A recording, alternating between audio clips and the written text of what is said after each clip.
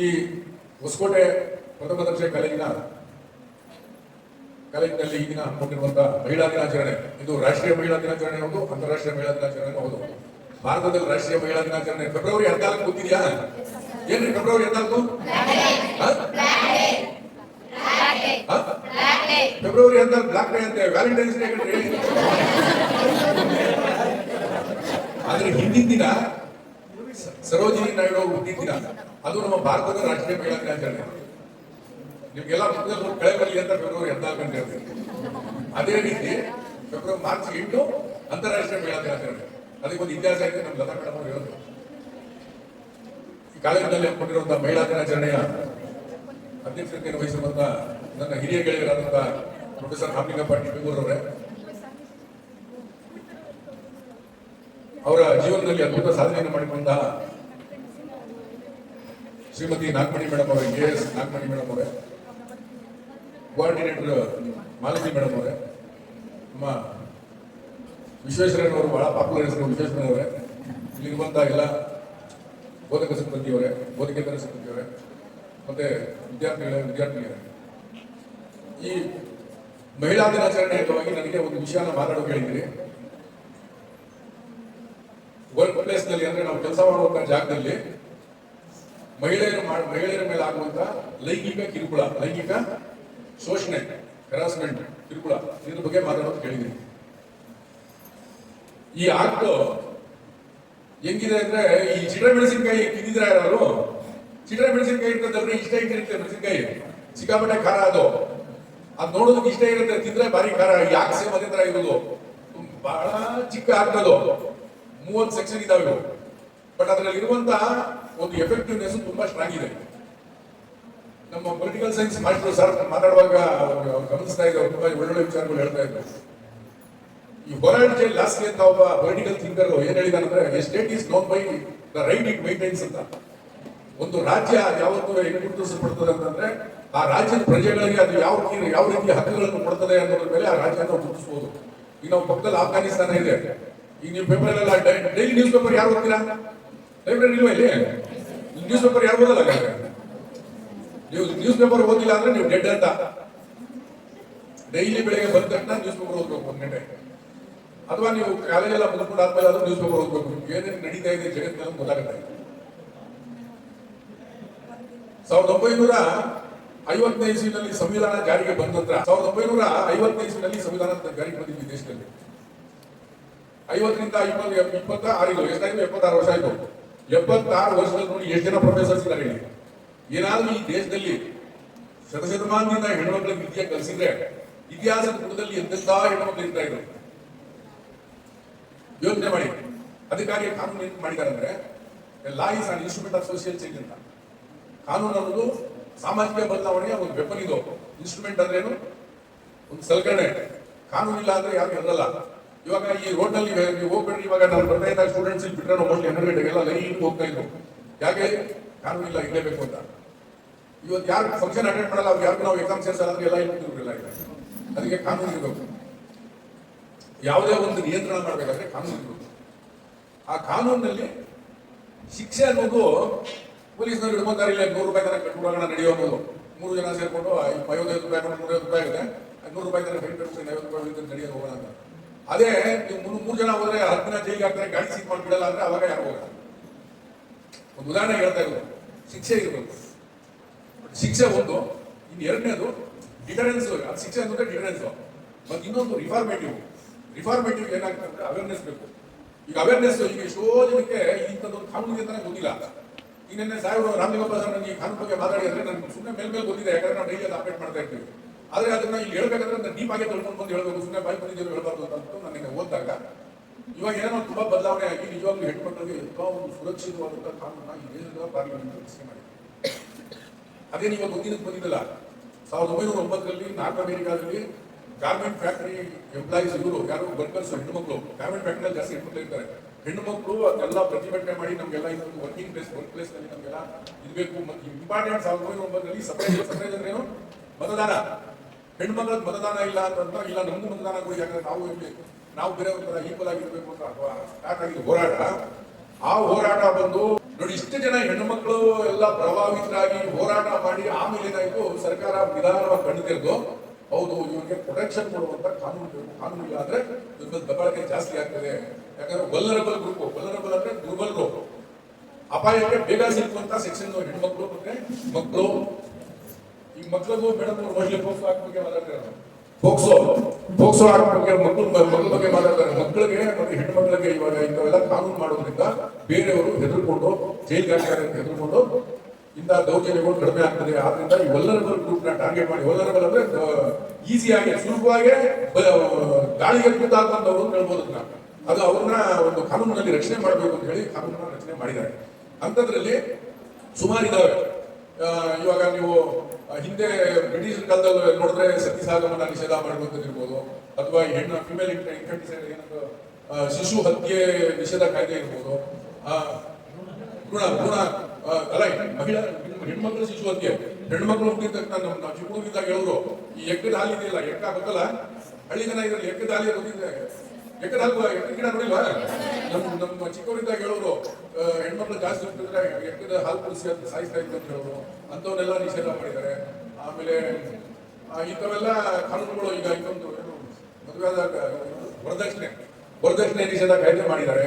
ವರದಕ್ಷಿಣೆ ನಿಷೇಧ ಕಾಯ್ದೆ ಆದ್ಮೇಲೆ ಇವಾಗ ಮಹಿಳೆಯರ ಮೇಲೆ ಆಗುವಂತ ದೌರ್ಜನ್ಯಗಳು ಮತ್ತೆ ಲೈಂಗಿಕ ಶೋಷಣೆಗೆ ಇಂಡಿಯನ್ ಪೀನಲ್ ಕೋಡ್ ಅಂತಿತ್ತು. ಈಗ 2 years ಬ್ಯಾಕ್ ಅದನ್ನ ಭಾರತೀಯ ನ್ಯಾಯ ಸಮಿತಿ ಅಂತ ಮಾಡಿದ್ದಾರೆ. ಇಂಡಿಯನ್ ಪೀನಲ್ ಕೋಡ್ ಅಲ್ಲಿ ರೇಪು ಮತ್ತೆ ಮೊಲಾಸ್ಟೇಷನ್ ಕನ್ನಡದಲ್ಲಿ ಇದು ಅಂದ್ರೆ ಮಹಿಳೆಯ ಗಣತೆ ಇದು ಬಂದಂಗೆ ಮಾನಭಂಗಕ್ಕೆ ಪ್ರಯತ್ನ ಪಡೋದು, ಮಾನಭಂಗ ಅಲ್ಲ ಮಾನಭಂಗಕ್ಕೆ ಪ್ರಯತ್ನ ಪಡುವಂಥದ್ದು, ಇಂಥವೆಲ್ಲ ಕಾನೂನುಗಳು ತುಂಬಾ ಕಾನೂನುಗಳು ಮಾಡಿದ್ರು. ಈಗ ಅದಕ್ಕೆ ಮುಂದುವರೆದ ಭಾಗವಾಗಿ ಮಹಿಳೆಯರು ಇವರು ವರ್ಕಿಂಗ್ ಪ್ಲೇಸ್ ನಲ್ಲಿ ಮಹಿಳೆಯರ ಮೇಲೆ ಆಗುವಂತ ದೌರ್ಜನ್ಯನ, ಲೈಂಗಿಕ ದೌರ್ಜನ್ಯ ತಡೆಗಟ್ಟುವುದಕ್ಕೆ ಎಕ್ಸ್ಕ್ಲೂಸಿವ್ ಆಗಿ ಒಂದು ಆಕ್ಟ್ ಮಾಡಿದ್ದಾರೆ. ಏನಂದ್ರೆ ಇದೆಷ್ಟು the sexual harassment of women at work place, prevention of prohibition and redressal. ತಾವು ಕೆಲಸ ಮಾಡುವಂತಹ ಜಾಗದಲ್ಲಿ, ಮಹಿಳೆಯರು ಕೆಲಸ ಮಾಡುವಂತಹ ಜಾಗದಲ್ಲಿ ನಡೆಯುವಂತ ಲೈಂಗಿಕ ಕಿರುಕುಳದ ತಡೆ, ಪ್ರಿವೆನ್ಷನ್ ಅಂದ್ರೆ ತಡೆ, ಪ್ರಾಹಿಬಿಷನ್ ಅಂದ್ರೆ ನಿರ್ಮೂಲನೆ, ಮತ್ತೆ ರಿಡ್ರೆಸಲ್ ಅಂದ್ರೆ ಅದಕ್ಕೆ ಪರಿಹಾರ. ಇದನ್ನ ಈ 3 ಅಂಶಗಳನ್ನ ಗಮನದಲ್ಲಿ ಇಟ್ಕೊಂಡು 2013ರಲ್ಲಿ ಪಾರ್ಲಿಮೆಂಟ್ ಇಂಡಿಯಾ ಒಂದು ಆಕ್ಟ್ ಮಾಡಿದ್ರು. ಈ ಆಕ್ಟ್ ಆಕ್ಚುಲಿ ಲಾ ನಲ್ಲಿ 2 ತರ ಇದೆ, ಒಂದು ಪ್ರೊಸೀಜರ್ ಲಾ ಮತ್ತೆ ಇನ್ನೊಂದು ಪೀನಲ್ ಲಾ ಅಂತ. ಈ ಕಾನೂನು ಮಾತ್ರ ಎಕ್ಸ್ಕ್ಲೂಸಿವ್ಲಿ ಒಂದು ಪ್ರೊಸೀಜರ್ ಲಾ ಇದೆ. ಒಂದೇ ಒಂದು ಕಡೆ ಮಾತ್ರ ಇದ್ರಲ್ಲಿ ಫೈನ್ ಇದೆ, 50,000 ರೂಪಾಯಿ. ಯಾಕಂದ್ರೆ ಎಂಪ್ಲಾಯರ್ ಅಂದ್ರೆ ಯಾರು? ಉದ್ಯೋಗದಾತ. ಎಂಪ್ಲಾಯಿ ಅಂದ್ರೆ ಉದ್ಯೋಗಿಗಳು, ಎಂಪ್ಲಾಯರ್ ಅಂದ್ರೆ ಉದ್ಯೋಗದಾತ ಮಾತ್ರ ಅವನಿಗೆ ಫಸ್ಟ್ ಅಫೆನ್ಸ್ಗೆ 50,000 ಫೈನ್ ಹಾಕ್ಬೇಕು. ಫಸ್ಟ್ ಸಬ್ಸಿಕ್ವೆಂಟ್ ಅಫೆನ್ಸ್ಗೆ ಅವನ ಲೈಸೆನ್ಸ್ ಕ್ಯಾನ್ಸಲ್ ಮಾಡಬಹುದು, ಅಥವಾ ಅವ್ನ ರಿನ್ಯೂವಲ್ ಬಂದ್ರೆ ಅದನ್ನ ಕ್ಯಾನ್ಸಲ್ ಮಾಡಬಹುದು ಅಂತ ಒಂದೇ ಪನಿಷ್ಮೆಂಟ್ ಇರೋದು. ಅದು ಬಿಟ್ಟರೆ ಇದೆಲ್ಲ ಪ್ರೊಸೀಜರ್ ಇರೋದು. ಪ್ರೊಸೀಜರ್ ಏನೇನಂದ್ರೆ ಅವರು ಕಾನೂನು ಕೆಲಸ ಮಾಡೋ ಕಡೆ ಏನೇನು ಫೆಸಿಲಿಟೀಸ್ ಇರಬೇಕು ಅಂತ. ಮುಖ್ಯವಾಗಿ ಸೆಕ್ಸುವಲ್ ಹರಾಸ್ಮೆಂಟ್ ಅಂತ ಏನು? ಸೆಕ್ಸುವಲ್ ಹರಾಸ್ಮೆಂಟ್ ಅಂದ್ರೆ ಫಿಸಿಕಲ್ ಕಾಂಟ್ಯಾಕ್ಟ್, ಒಂದು ಹೆಣ್ಣಿಗೆ ದೇಹನ ಮುಟ್ಟುವುದು, ಅಥವಾ ಅದಕ್ಕಿಂತ ಮುಂದುವರೆದು ಬೇರೆ ಏನಾದ್ರು ಅದು ಬೇರೆ ಏನು ಅಡ್ವಾನ್ಸ್, ಸುಮ್ಮನೆ ಹೋಗ್ತಾ ಇರುವಾಗ ನೋಡಿ ಮುಟ್ಟುವುದು ದೇಹ. ಅದಕ್ಕಿಂತ ಇನ್ನು ಅಡ್ವಾನ್ಸ್ ಅಂದ್ರೆ ಬೇರೆ ಅವ್ರಿಗೆ ಏನಾದ್ರು ಒಂದು ಖಾಸಗಿ ಅಂಗಗಳನ್ನ ಅವೆಲ್ಲ ಟೆನ್ಸ್ ಮಾಡುವುದು ಅಂತವೆಲ್ಲ ಸೆಕ್ಸುವಲ್ ಹರಾಸ್ಮೆಂಟ್ ಅಂತ ಇದು ಒಂದನೇದು. ಎರಡನೇದು ಲೈಂಗಿಕ ಅಪೇಕ್ಷೆಯನ್ನ ತೀರಿಸುವಂತ ಅನ್ನೋದು ಕೇಳುವುದು, ಅವರಿಗೆ ಡಿಮ್ಯಾಂಡ್ ಅಂದ್ರೆ ಬೇಡಿಕೆ ಇಡುವುದು, ನನ್ನ ಲೈಂಗಿಕ ಅಪೇಕ್ಷೆನ ತೀರಿಸು ನೀನು ಅಂತ ಡಿಮ್ಯಾಂಡ್ ಇಡುವುದು. ಮೂರನೇದು ಸೆಕ್ಸುವಲ್ ಕಲರ್ಡ್ ರಿಮಾರ್ಕ್ಸ್ ಅಂತ, ಈ ಡಬಲ್ ಮೀನಿಂಗ್ ಮಾತಾಡ್ತಾರಲ್ಲ, ಇವೆಲ್ಲ ರೀಲ್ಸ್ ಅಲ್ಲಿ ಇವೆಲ್ಲ ತುಂಬಾ ಇದಾವೆ, ಈ ಡಬಲ್ ಮೀನಿಂಗ್ ಮಾತಾಡೋದು. ಆಮೇಲೆ ನಾಲ್ಕನೇದು any ಅನ್ವೆಲ್ಕಮ್ physical, verbal, non verbal contact of sexual nature. ಯಾವುದೇ ಒಂದು ಸಂದೇಹ ಮುಖಾಂತರ, ಈಗ ಒಂದು ಹೆಣ್ಣು ಮಗು ಕೆಲಸ ಮಾಡೋ ಜಾಗದಲ್ಲಿ ಈಗ ಅಲ್ಲಿ ಕ್ರಿಕೆಟ್ ಅಲ್ಲಿ ಎಂಟ್ರಿ ಆಗ್ತಾರೆ, ನೀವು ಇಲ್ಲಿಂದ ಹುಡುಗ ಫ್ಲೈಯಿಂಗ್ ಕಿಸ್, ಅವ್ರಿಗೆ ಇಷ್ಟ ಇರಲ್ಲ. ಅದು ಅನ್ವೆಲ್ಕಮ್ ಅಂದ್ರೆ ಅನಪೇಕ್ಷಿತವಾದಂತ ಸನ್ನೆ ಮಾಡೋದು, ಅಥವಾ ಫಿಸಿಕಲ್ ವರ್ಬಲ್ ಅಂದ್ರೆ ಬಾಯಿ ಮಾತಿನಿಂದ ಏನಾದ್ರು ಹೇಳುದು ಸೆಕ್ಸುವಲ್ ಹರಾಸ್ಮೆಂಟ್ಗೆ ಸಮ ಈ ಡೆಫಿನೇಷನ್ ಪ್ರಕಾರ.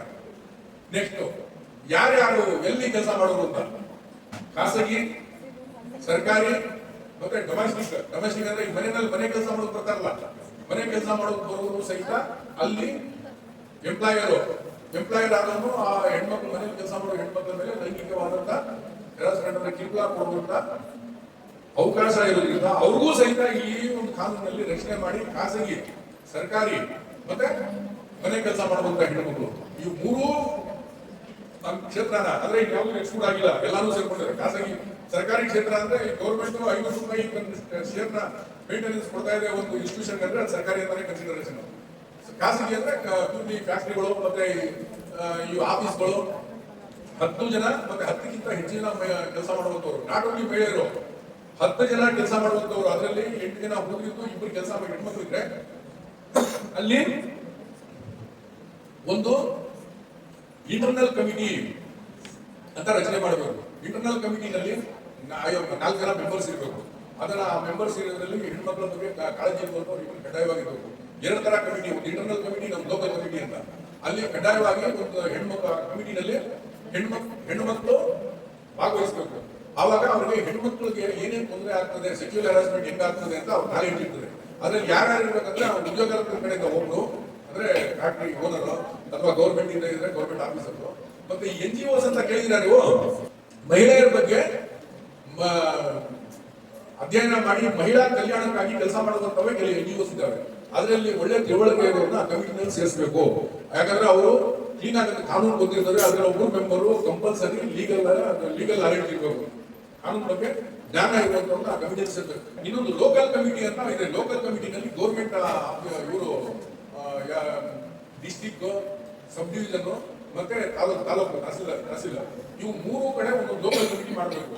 ಇವರು ಲೋಕಲ್ ಕಮಿಟಿನವ್ರಿಗೆ ಎಲ್ಲಿ ಹೆಲ್ಪ್ ಆಗ್ತದಂದ್ರೆ ಅನ್ಆರ್ಗನೈಸ್ಡ್ ಸೆಕ್ಟರ್, ಅಸಂಘಟಿತ ಕಾರ್ಮಿಕರು ಅಂತ ವರ್ಡ್ ಕೇಳಿದಿರೋ ಕೇಳಿದ್ರಿ? ಅಸಂಘಟಿತ ಕಾರ್ಮಿಕರು ಅನ್ಆರ್ಗನೈಸ್ಡ್ ಸೆಕ್ಟರ್ ನಲ್ಲಿ ಏನಾಗುತ್ತೆ, ಈಗೆಲ್ಲೋ ಇವ್ ಮೂಟೆ ಓಡ್ತಾ ಇರ್ತಾರೆ ಲೇಡಿ. ಆ ಮೂಟೆ ಓಡ್ತಾ ಇರುವಂತ ಲೇಡಿ ಅವ್ಳಿಗೆ ಯಾರು ಅಲ್ಲಿ ಆರ್ಗನೈಸೇಷನ್ ಇಲ್ಲ ಅಲ್ಲಿ, ಆದ್ರೆ ಯಾರೋ ಒಬ್ಬ ಮಾಲೀಕ ಇರ್ತಾರೆ, ಮೂಟೆ ಓಡಿಸ್ತಾ ಇರ್ತಾರೆ. ಅವಾಗ ಅವನು ಆ ಕಮಿಟಿ ಮಾಡಿರಲ್ಲ, ಯಾಕಂದ್ರೆ ಒಬ್ಬರಷ್ಟೇ ಇರ್ತಾರೆ, ಲೆಸ್ ದೆನ್ 10 ಎಲ್ಲ ಒಬ್ಬರು ಇರ್ತಾರೆ. ಅವನು ಡೈರೆಕ್ಟ್ ಆಗಿ ಹೋಗ್ಬಿಟ್ಟಲ್ಲಿ ಲೋಕಲ್ ಕಮಿಟಿನಲ್ಲಿ ಒಬ್ರು ಚೇರ್ಮನ್ ಇರ್ತಾರೆ. ಆ ಚೇರ್ಮನ್ ಇವರು ಕಂಪಲ್ಸರಿ ಹೆಣ್ಣು ಮಕ್ಕಳ ಕಲ್ಯಾಣಕ್ಕಾಗಿ ದುಡಿಯುವಂತದ್ರ ಬಗ್ಗೆ ಅಧ್ಯಯನ ಮಾಡಿ ಅವ್ರಿಗೆ ಅದರಲ್ಲಿ ಒಂದು ಪರಿಣಿತಿ ಇರಬೇಕು, ಅವ್ರನ್ನ ಚೇರ್ಮನ್ ಮಾಡಬೇಕು. ಮತ್ತೆ ಇನ್ನ ಗೌರ್ಮೆಂಟ್ ಬೇರೆ ಬೇರೆ ಒಂದು 5 ಕ್ರೈಟೀರಿಯಾ ಇಟ್ಟು 5 ಜನ ಚೇರ್ಮನ್ 5 ಜನ ಮೆಂಬರ್ಸ್ ಮಾಡಬೇಕು. ಅಲ್ಲಿ ಹೋಗಿ ಅವರು ದೂರು ಕೊಡ್ಬೋದು. ಒಂದು ಲೋಕಲ್ ಇಂಟರ್ನಲ್ ಕಮಿಟಿ, ಇದು ಲೋಕಲ್ ಕಮಿಟಿ. ಇಂಟರ್ನಲ್ ಕಮಿಟಿ ಅಂದ್ರೆ ವಿದಿನ್ ಆರ್ಗನೈಸೇಷನ್. ಲೋಕಲ್ ಕಮಿಟಿ ಅಂದ್ರೆ ಅದು 3 ಲೆವೆಲ್ ಅಲ್ಲಿ, ಡಿಸ್ಟಿಕ್, ಸಬ್ ಡಿವಿಷನ್ ಮತ್ತೆ ತಾಲೂಕು, ಇಲ್ಲೆಲ್ಲ ಲೋಕಲ್ ಕಮಿಟಿ ಮಾಡಬೇಕು ಅಂತ. ಇವು ಸೆಕ್ಷನ್ ಬೇಕಾದ್ರೆ ಹೇಳ್ತೀನಿ. ಈ ಇಂಟರ್ನಲ್ ಕಮಿಟಿ ಅಂತ ಅನ್ನೋದು ಸೆಕ್ಷನ್ 4 ಇದೆ, constitution of internal complaint committee. ಆಮೇಲೆ ಲೋಕಲ್ ಕಮಿಟಿ ಅನ್ನೋದು ಸೆಕ್ಷನ್ 7 ಇದೆ. ಈ 7ನೇ ಸೆಕ್ಷನ್ ಲೋಕಲ್ ಕಮಿಟಿ ಅನ್ನೋದ್ರಲ್ಲಿ 5 ಜನ ಮೆಂಬರ್ಸ್, 5 ಜನ ಮೆಂಬರ್ಸ್ ಅಲ್ಲಿ ಒಬ್ರು ಹೆಣ್ಣು ಮಕ್ಕಳ ವೆಲ್ಫೇರ್ ಕಲ್ಯಾಣಕ್ಕಾಗಿ ದುಡಿಯುವಂತ ಅವ್ರು ಅದ್ರ ಬಗ್ಗೆ ಪರಿಜ್ಞಾನ ಇರುವ, ಅದರಲ್ಲಿ ಜ್ಞಾನ ಇರುವಂತ ಅಪಾರ ಜ್ಞಾನ ಇರುವಂತವ್ರಿಗೆ ಚೇರ್ಮನ್ ಮಾಡಬೇಕು. ಯಾಕಂದ್ರೆ ಅವ್ರು ಗೊತ್ತಿರ್ತದೆ ಸೆಕ್ಯುಲರ್ ಹರಾಸ್ಮೆಂಟ್ ಯಾವ ಟೈಮಲ್ಲಿ ಆಗ್ತದೆ, ಅದ್ರ ಬಗ್ಗೆ ಡೀಪ್ ಆಗಿ ತಿಳಿದಿರ್ತಾರೆ ಅವರು. ಆಮೇಲೆ ಇದನ್ನ ಕಾನೂನು ಮಾಡಿ ಅಷ್ಟೇ ಬಿಟ್ಟಿಲ್ಲ ಅವರು, ಗೌರ್ಮೆಂಟ್ ದುಡ್ಡು ಕೊಟ್ಟು ಎಲ್ಲಾ ಕಡೆ ಇದ್ರ ಬಗ್ಗೆ ಅವೇರ್ನೆಸ್ ಕ್ರಿಯೇಟ್ ಮಾಡ್ಬೇಕು, ಜಾಗೃತಿ ಕ್ರಿಯೇಟ್ ಮಾಡ್ಬೇಕು. ಹೆಣ್ಮಕ್ಳು ಗಂಡು ಮಕ್ಕಳು, ಬರೀ ಹೆಣ್ಮಕ್ಳಿಗೆಲ್ಲ ನೋಡಿ, ಹೆಣ್ಮಕ್ಳು ಅಂತ ಬರೀ ಹೆಣ್ಮಕ್ಳು ಇದ್ದಾರೆ, ಮಹಿಳಾ ದಿನಾಚರಣೆ ಅಂತ. ಈ ಗಂಡು ಮಕ್ಕಳಿಗೆ ತುಂಬಾ ಇಂಪಾರ್ಟೆಂಟ್ ಇದು, ಯಾಕಂದ್ರೆ ಅವ್ರ ಲೈಫ್ ಫೈಲ್ ಆಗ್ಬಿಡುತ್ತೆ.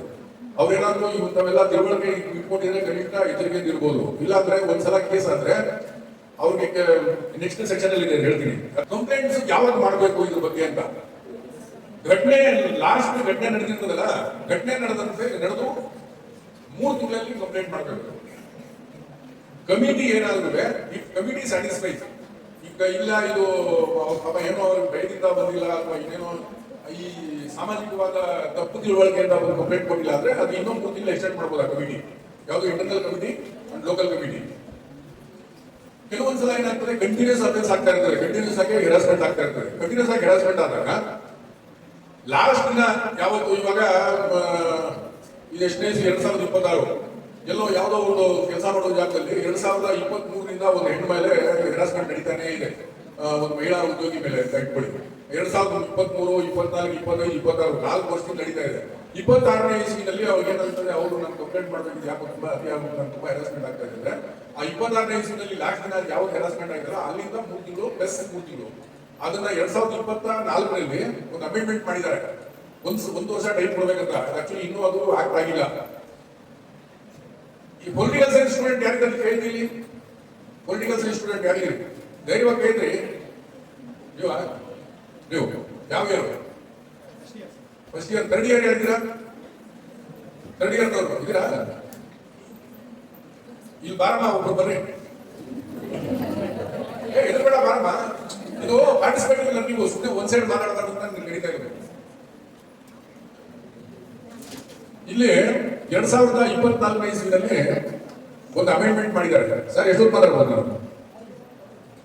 2024 ಒಂದು ಅಮೆಂಡ್ಮೆಂಟ್ ಮಾಡಿದ್ದಾರೆ, ಅದಿನ್ನೂ ಕಾನೂನು ಆಗಿಲ್ಲ. ಬರಮ್ಮ, ಏನು ನನ್ನ ಹೆಸರು? ನೈನಾ ಬೈನಿ. ಒಂದು ಕಾನೂನು ಆಗ್ಬೇಕಾದ್ರೆ ಎಷ್ಟು ಸ್ಟೇಜ್ ಇದೆ ಅಂತ ಗೊತ್ತಿದ್ಯಾ? ಯಾವ್ದು ಯಾವ್ದು?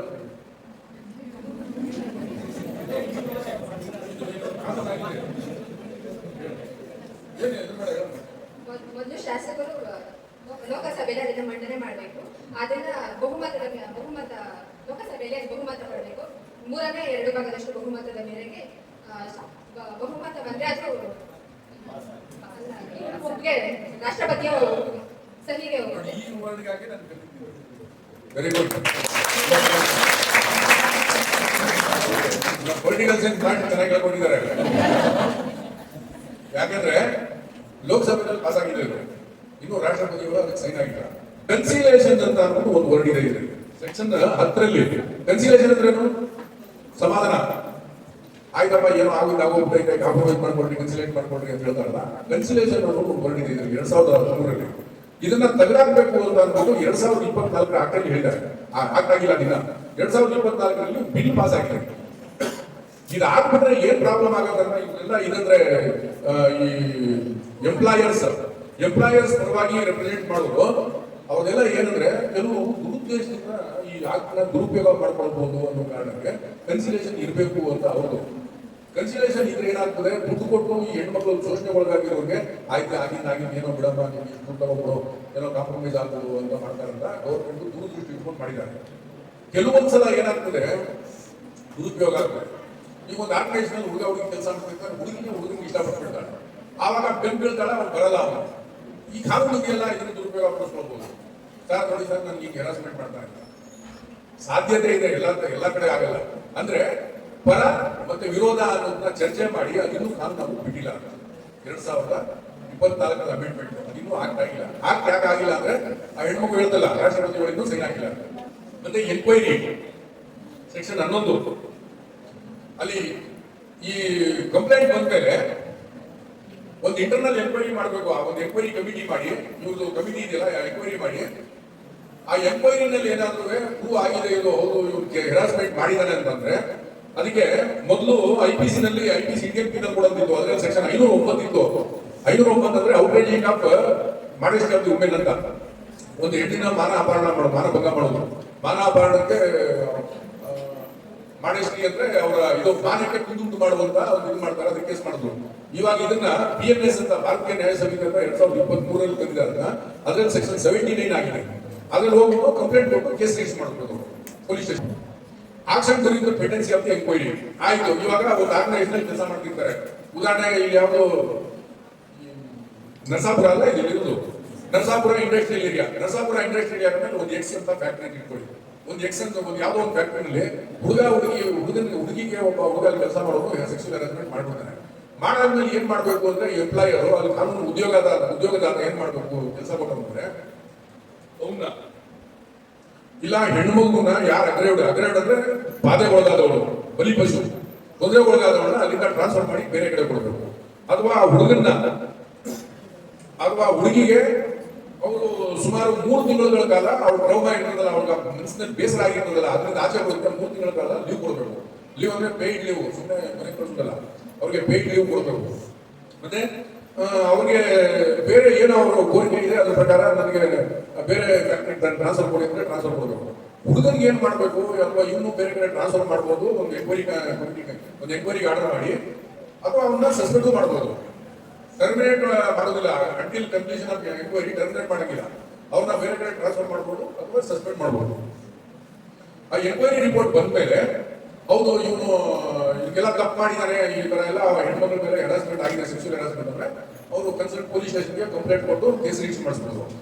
ಮತ್ತೆ ಇನ್ನೊಂದೊಂದ್ಸಲ ಏನಾಗುತ್ತೆ, ನಾನು ಅವಾಗಲೇ ಹೇಳಿದೆ, ಈ punishment for false malicious complaint under false evidence ಹೆಣ್ಮಕ್ಳು ಕೆಲವರು ಈ ಕಾನೂನು ಇದೆ ಅಂತ ಅಂದ್ಬಿಟ್ಟು ದುರುಪಯೋಗ ಪಡಿಸ್ಕೊಂಡು ಸುಳ್ಳು ಕಂಪ್ಲೇಂಟ್ ಕೊಟ್ಟು ಈ ಹುಡುಗ ನನಗೆ ಬಂದು ಸೆಕ್ಷುವಲ್ ಲೈಂಗಿಕವಾಗಿ ಕಿರುಕುಳ ಅಂತ ಹೇಳಿದ್ರೆ ಅವ್ರ ಮೇಲೂ ಹೆಣ್ಮಕ್ಳ ಮೇಲೂ ಸಹಿತ ಅವರು ಫಾಲ್ಸ್ ಎವಿಡೆನ್ಸ್ ಕೊಟ್ಟರೆ ಅವ್ರ ಮೇಲೂ ಸಹಿತ ಕೇಸ್ ರಿಜಿಸ್ಟರ್ ಮಾಡಬಹುದು. ಯಾಕಂದ್ರೆ ಈ ಕಾನೂನು ದುರುಪಯೋಗ ಮಾಡಿಕೊಂಡು ಗಂಡು ಮಕ್ಕಳ ಮೇಲೆ ಅನಾವಶ್ಯಕವಾಗಿ ಕೇಸ್ ರಿಜಿಸ್ಟರ್ ಮಾಡಿಸ್ತಾರೆ, ಅಂದ್ರೆ ತೊಂದರೆ ಕೊಡ್ತಾರೆ ಅನ್ನೋ ಕಾರಣಕ್ಕೆ ಅನುಸರಿಸಿದ್ದಾರೆ.